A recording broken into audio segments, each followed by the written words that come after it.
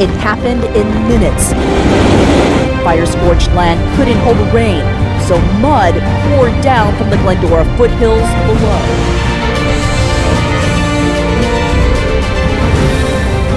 Silva with this breaking news. A powerful earthquake has struck just off the coast of Chile. The U.S. Geological Survey says it had a...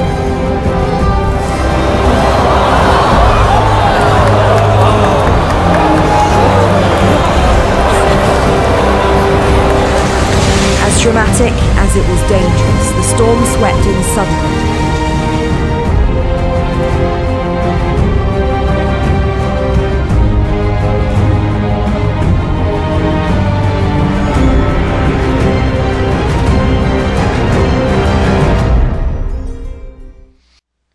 Donc, on va continuer dans notre présentation. Alors ici, on avait vu Poséidon, et ce qui est intéressant, Poséidon, c'est l'équivalent de Neptune, qui est l'équivalent aussi du dieu Achélos. Ce qui est assez incroyable, c'est que je démontre que le retour du dieu Achélos, une comète qui s'appelle Lovejoy, C2013 R1, et qui fait exactement tout ce que la mythologie nous dit pour son retour, et elle coïncide sur la mythologie au retour des 4 chevaux qu'on voit ici. Il n'y a personne qui peut m'enlever le fait que c'est vraiment très très très précis.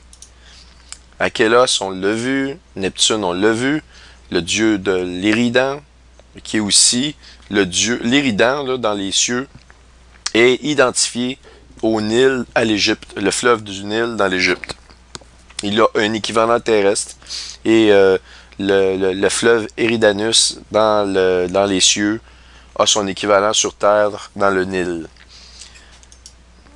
Maintenant, il y a un rapport très très étroit, comme j'ai montré aussi dans ma série vidéo avec le Yéhi. Eh bien, on nous dit du Yéhi qu'il est le Water Sprinkler God, donc le dieu des gicleurs, si vous voulez. Et s'il est le dieu des gicleurs, eh bien, il est comme l'équivalent de Neptune, le dieu de l'eau, si vous voulez. On nous dit qu'il est un Rainbow Yéhi, Rainbow God. Il crée un genre d'arc-en-ciel parce qu'il est justement le dieu de la pluie, le dieu des water sprinklers, des têtes de gicleurs, le dieu de la pluie. Et je vous rappelle ici de quoi il a l'air, ce dieu-là. On le voit ici. Premièrement, la croix gammée, c'est le symbole par excellence du Yéhi. On le voit aussi souvent associé à l'Ouroboros, où on voit qu'il se mange la queue, le serpent qui se mange la queue. Et ça, c'est un signe astronomique. Et c'est arrivé le 21 décembre 2012, que les gens disent qu'il ne s'est rien passé, ils peuvent dire ce qu'ils veulent.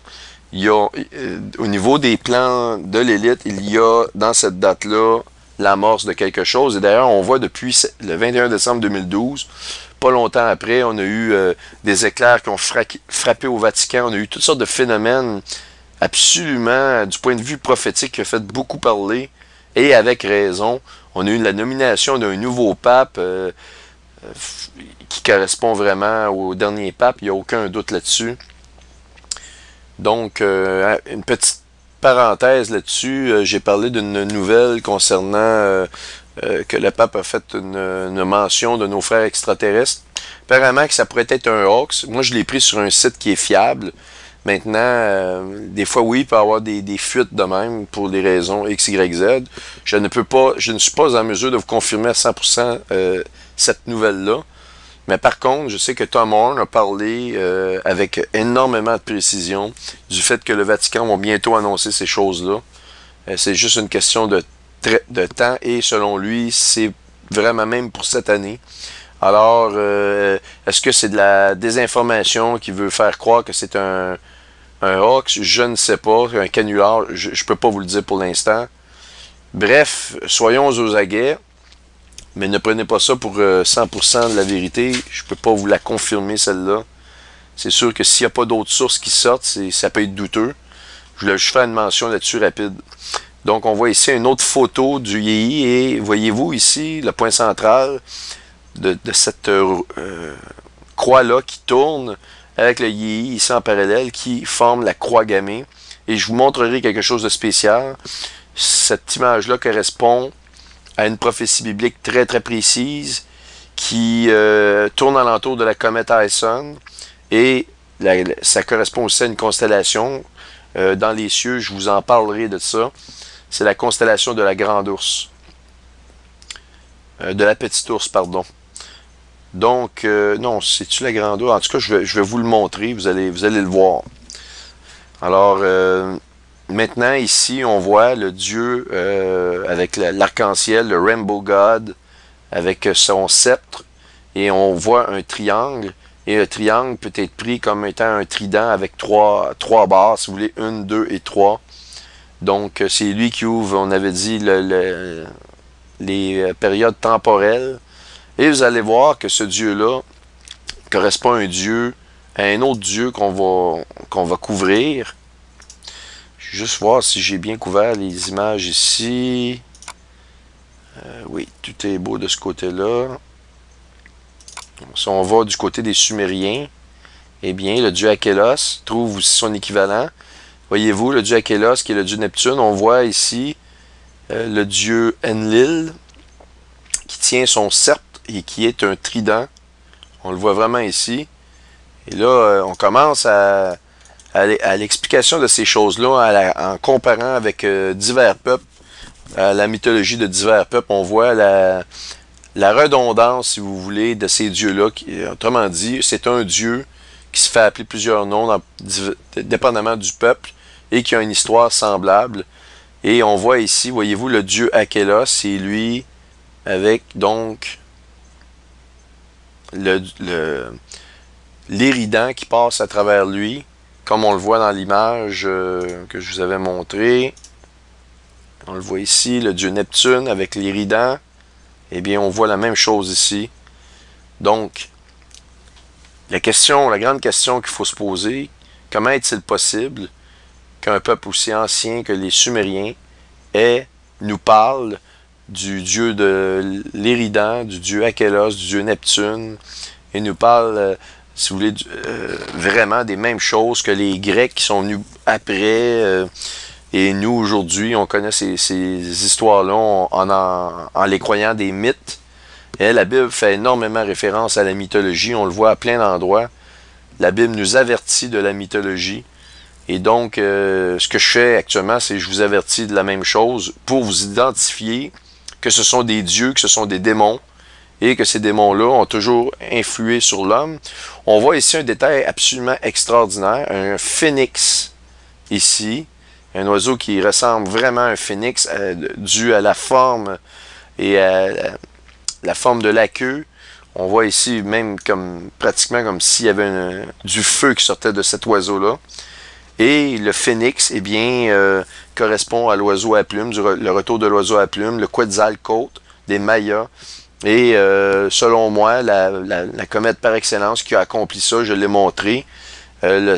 Justement, à la terminaison du calendrier Maya, soit le 16 de décembre, on voit Ison placé exactement à l'embouchure de la tête du serpent. Et donc, elle se fait manger la tête et elle a fait vraiment les images, elle a reproduit les images d'un phénix, d'un grand oiseau, elle s'est déployée. J'ai quelques photos de ça, mais je les ai montrées dans d'autres vidéos. Je ne veux pas perdre trop de temps, mais je vous remets en mémoire ces choses-là. Alors, tout correspond. Maintenant, un dieu très intéressant que je ne vous ai pas parlé encore, c'est le dieu Kali, qui a son équivalent. Le Kali ou le...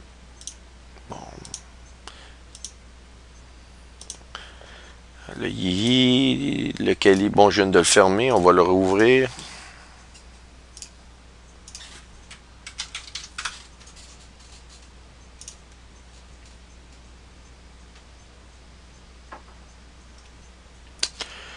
Et le Shiva. Le Shiva et le Kali, ce sont les mêmes dieux.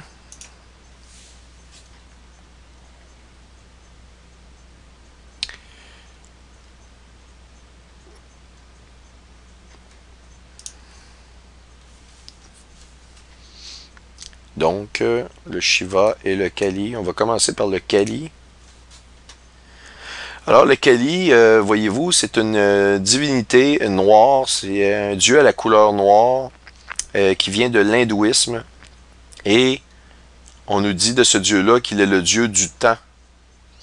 Son nom dérive du mot kala, le temps. Et la Bible nous dit que l'Antéchrist tentera de changer les temps. Et Chronos, évidemment, Chronos comme chronomètre, le mot Chronos prend sa racine dans le temps. Et le dieu Chronos, qui est le dieu grec, en équivalence avec Saturne pour les Romains. Alors, vous voyez, ils ont toujours des équivalents ou des noms redondants. Et on voit que ce dieu-là, c'est le dieu qui se fait appeler aussi le destructeur, ou le dieu de le destroyer en anglais. La Bible nous fait une référence, elle appelle Satan le destructeur dans la Bible à plusieurs endroits. D'ailleurs, dans le chapitre 12 de l'Apocalypse, quand on nous parle du destructeur, eh bien, il faut que ce soit l'accomplissement de la colère de Satan.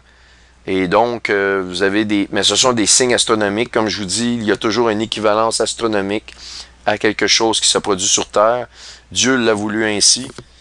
J'ai démontré dans la vidéo, la série vidéo, un voyage astronomique vers la fin des temps, que le chapitre 4, 5 et 6, vous prenez le texte et il est tout écrit dans les cieux, complètement écrit dans les cieux. Mais si j'ai réussi à faire en grande partie ces chapitres-là, c'est pas nécessairement au complet, mais en très grande partie, je démontre qu'il y a vraiment 24 anciens. Je démontre un tas de choses qui est conforme à la parole de Dieu dans les cieux. Eh bien, vous pouvez être assuré que Dieu est conforme à lui-même et chacun des mots de la Bible est écrit dans les cieux et le mouvement céleste qu'on voit tous les jours qui se déplace écrit les cieux au fur et à mesure, écrit la parole de Dieu. La parole de Dieu se manifeste dans les cieux. Alors, c'est extraordinaire de voir ces choses-là. Donc, le dieu Kali trouve son équivalent dans le dieu Shiva. Et Shiva, c'est le dieu qu'on appelle le destructeur, le destroyer. Et vraiment, ce dieu-là, ici, je vais vous montrer des photos.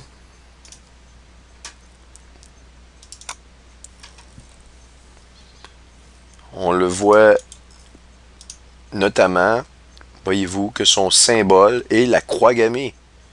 Donc, le Yi et le Shiva ont exactement le même symbole. Deux peuples qui ne se sont jamais connus, les Navajos avec le Yi et les Hindous, ont le même symbole pour un dieu qu'ils voient un peu différent. Mais regardez ici le symbole 3 avec le 3 pi du sanskrit. Je vous ai montré la relation dans la série vidéo, encore une fois, Voyage astronomique vers la fin des temps.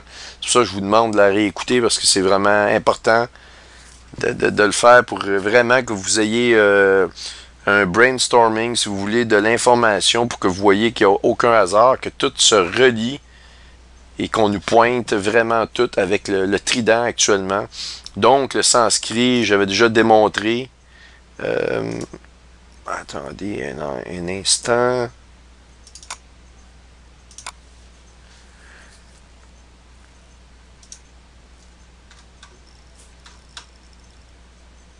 Regardez le trident de Shiva, le trident de Shiva. Voyez-vous ici, elle a un trident. Donc, elle a la croix gammée, elle a le trident, elle a tout ce qu'il faut. Tous ces dieux-là se retrouvent. Et c'est un dieu qui vient de l'hindouisme. Alors, tous les peuples vénèrent les mêmes dieux, qui ne sont pas nécessairement le dieu de la Bible. Ils sont tous des ennemis du dieu de la Bible. Le dieu de la Bible, c'est le dieu unique. Il est complètement différent des autres. Voyez-vous les Hopis, bon, Christian, je sais pas, c'est pas des vrais chrétiens, ça, il n'y a pas de chrétien qui a un signe de croix gammée, ça je peux vous le dire, mais bon, on nous dit dans la chrétienté, il y a ça, Tibet, Malta, la Chine, le Japon, l'Islam, et tous les peuples retrouvent cette même croix gammée-là, les Celtes, et on va voir plusieurs photos de Shiva. Voyez-vous ici le fameux Rainbow, le dieu Rainbow que je vous ai parlé tout à l'heure. Eh bien, on le voit ici et ce n'est pas sans nous rappeler Barack Obama, photographié ici, avec un demi-soleil sur le dos. On le voit ici, ça, vous vous rappelez de ça. Donc,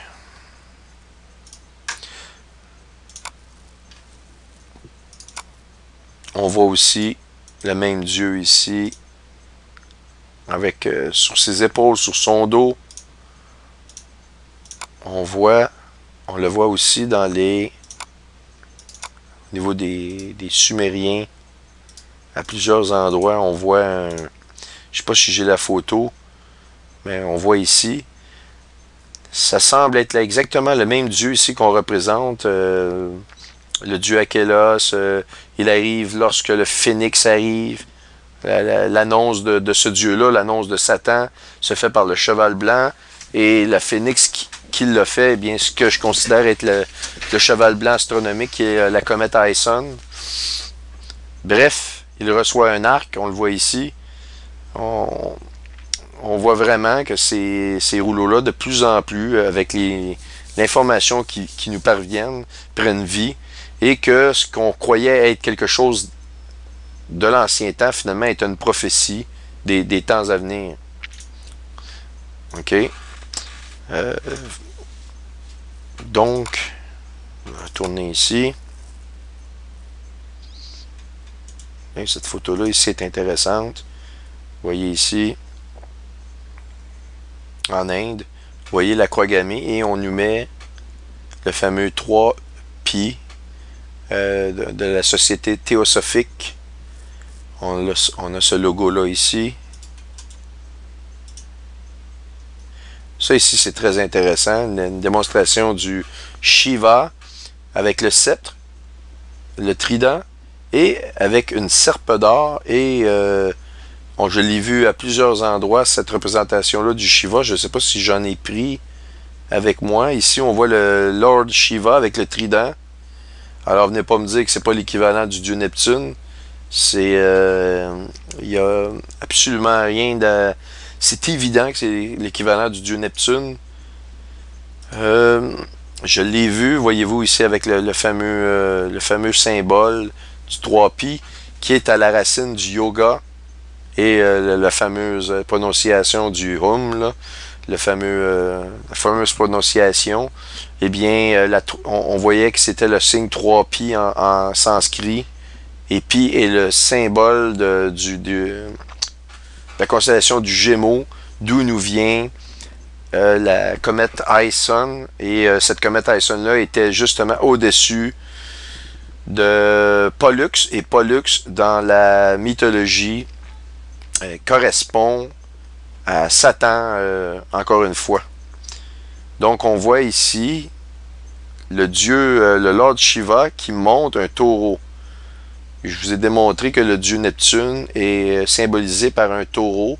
Et la raison, c'est qu'on le voit dans la mythologie grecque, où ce fameux dieu-là, Akélos, se transforme en taureau éventuellement dans le combat contre Hercule, qui s'appelle Héraclès, parce qu'il reçoit ses 12 travaux, alors il devient Héraclès, et il lui arrache une corne qui devient la corne d'abondance. Donc, voyez-vous ici, la fameuse corne d'abondance, on la voit ici, dans cette image-là. Et on a fait souvent la représentation d'Obama comme étant le dieu Shiva. Voyez-vous, il tient l'islam, il tient Internet, il tient... même il tient la Russie, il tient, intéressant. On voit ici un symbole, un petit talisman qu'on met au cou, où on voit le sceptre avec le 3Pi et la croix gammée. Tout est là en même temps, à la même endroit. Et ça, je vais vous parler de ça, je vais revenir. C'est exactement le symbole avec la grande ours ici, le Big Dipper. Je vais vous montrer que le mouvement dans une année de cette constellation-là, si on prend l'œil au centre, qui serait l'étoile, ou le point fixe, si vous voulez, qui soit l'étoile polaire, Polaris ou le septentrion, eh bien, ça fait la forme d'une croix gammée, exactement comme ça. Je pourrais vous le montrer dans le logiciel, mais vous pouvez le faire à la maison. Vous mettez une date fixe, vous pointez sur l'étoile polaire, on va prendre le temps de vous le démontrer. J'ai tellement de choses à vous montrer que...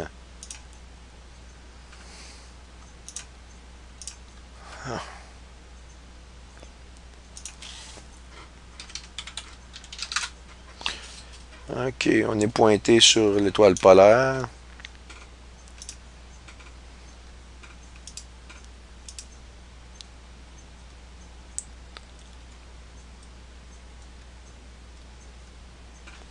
Bon, c'est ça, c'est vraiment la petite ours qu'on voit ici. Eh bien, si on prend une date fixe, je vais prendre, mettons, le 1er mars, ça va être plus facile. OK, le 1er mars, on voit la forme que c'est là, ici. Si j'avance tous les 3 mois, je vais être environ à 90 degrés, à 90 degrés et à 90 degrés. Donc, ça fait vraiment la forme si vous voulez, de la croix gammée. Ce qui est intéressant, c'est que ça nous dit que dans la fin des temps, dans Isaïe, tu as voulu monter dans les étoiles de Dieu à l'extrémité du septentrion. Ça pointe comme l'étoile polaire, comme étant l'endroit où Satan a voulu, astre brillant, monter. Mais finalement, il a été précipité sur terre. Aïson a accompli ça avec brio, parce qu'il a été mis en pièces. En grande majorité, il a été précipité sur terre. Il n'y a qu'un petit noyau qui demeure, mais qui continue. Mais on a eu énormément de boules de feu sur terre. Ça a été rapporté, puis ça a été même confirmé que c'était des débris d'Aïson. Si on va 3 mois plus loin, 3, on est à 90 degrés, 3 encore, et ainsi de suite. Donc, on fait la fameuse croix gammée. Et le point central, c'est ce qu'on nous montre ici.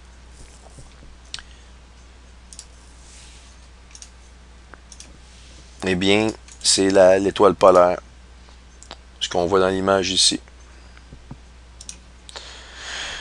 OK, donc, j'ai fait pas mal le tour de toutes ces informations-là. Évidemment, ici, vous vous rappeliez de Obama.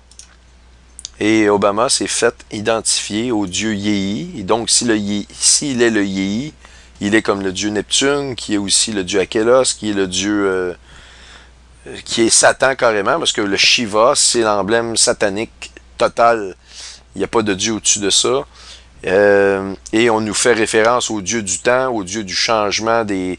la Bible nous parle, il changera les temps et les lois. D'ailleurs, on m'a posé des questions sur le Maitreya. Le Maitreya, le grand instructeur mondial, ça c'est l'équivalence dans le bouddhisme. Eh bien, le Maitreya, dans le fond aussi, est celui qui va changer la doctrine. Il va changer la doctrine parce qu'il va venir dans un temps où les morales seront... Il n'y aura plus de morale sur la terre. Les mœurs vont être complètement à zéro. Au niveau sexuel, au niveau de n'importe quoi, au niveau du respect entre les gens. Et il va venir pour réétablir des nouvelles lois et un nouvel ordre. Et c'est ça le Maitreya. Donc, c'est un équivalent, si vous voulez, de l'Antichrist, de retour de Satan. Et ce qui est intéressant ici, c'est que Obama a fait prendre cette photo-là à un moment très, très précis. Et le moment précis, eh bien, c'est au temps de Noël. Vous voyez le sapin de Noël, il compte des histoires de Noël. On voit ici, je vais grossir la photo. Et voyez-vous, là, vraiment, c'est des contes de Noël que Obama, et d'ailleurs, c'est confirmé qu'il prenait des photos, il comptait des contes de Noël aux jeunes. On le voit ici. Qu'est-ce qu'on voit? Le Père Noël ici. Et le Père Noël, qu'est-ce qu'il est? Il est le symbole du cornucopia. C'est le dieu barbu, eh bien, il est devenu le Père Noël. Et c'est la corne d'abondance. Donc, elle est aussi attribuée non seulement à la fête de Noël, mais aussi au Thanksgiving, comme j'ai déjà expliqué.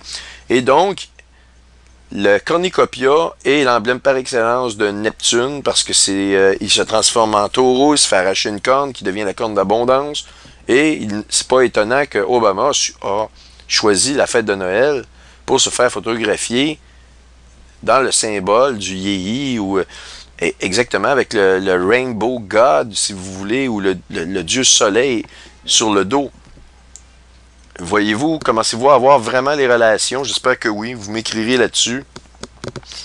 C'est un peu mélangé la présentation, mais il y a tellement d'informations que Vous voyez ici le retour du dieu Neptune, comme j'ai montré sur les 4 chevaux. Ça, c'est une peinture officielle d'ailleurs. Ouais, vous voyez, il n'y a pas d'hasard. Ils savent très bien qu'est-ce qui se produit.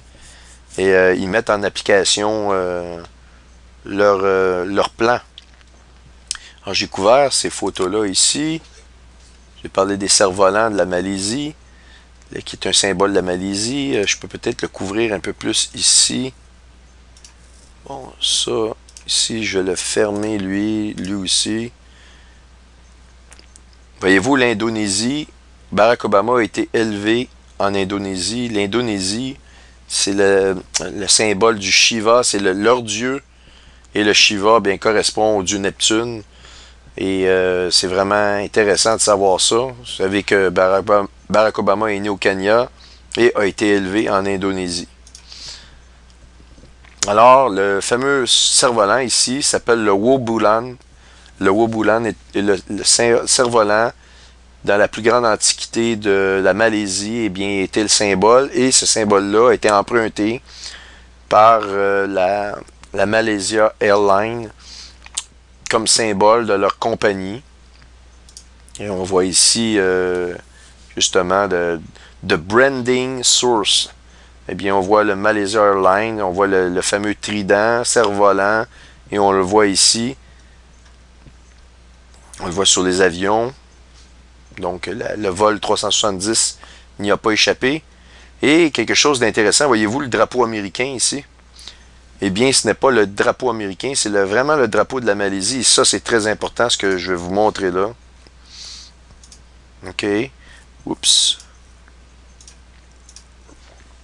Alors, si vous comparez le drapeau de la Malaisie versus le drapeau des États-Unis, ils sont identiques, à proprement dit, à part que dans le coin, au lieu d'avoir les 32... en fait, c'est... je pense qu'il y a le nombre d'étoiles du nombre d'États des États-Unis au total. Eh bien, au lieu d'avoir les étoiles qui représentent les États des États-Unis ici, nous avons un soleil qui se lève à l'ouest. Eh bien... c'est vraiment intéressant de voir que on nous pointe que le soleil qui se lève à l'ouest, en Malaisie, on nous fait disparaître un avion qui a un trident, et ce trident-là est associé complètement avec Obama par multiples facettes. Eh bien, c'est vraiment extraordinaire. C'est vraiment le soleil qui se lève à l'ouest comme logo. Ils ont une autre chose, ces drapeaux-là, en caractéristique, c'est que si je grossis cette image-là ici, vous allez voir, à l'intérieur, on voit le phénix de dessiné. Ça, c'est l'oiseau qui est le phénix ici. On le voit qui se déploie de tous les feux. Mais regardez le drapeau, ça ici, c'est le phénix. Mais on a ici le fameux aigle américain. OK, on peut comparer les deux, l'aigle américain